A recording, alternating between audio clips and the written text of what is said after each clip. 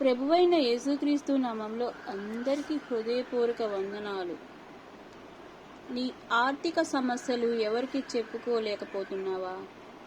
నీ అనారోగ్య సమస్యను సిగ్గుతో బాధపడుతూ ఎవరికి చెప్పుకోలేకపోతున్నావా?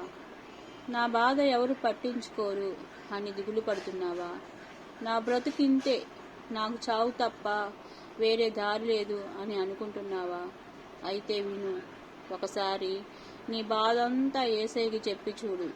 నీ హృదయం ఎంత సమాధానం పడుతుందో చూడు. ఒకసారి చెప్పి చూడు. నీ హృదయం భారం అంతా తీరిపోతుంది. నెమ్మది, శాంతి, సమాధానం నీకు కలుగుతుంది.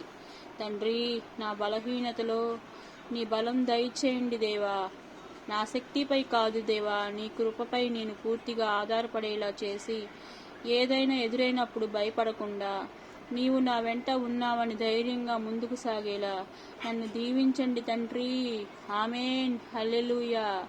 ఈరోజు దేవుని మాటలు ఇవే. ప్రభునామంలో అందరికీ వందనాలు, శుభాలు, దైవాశీస్సులు.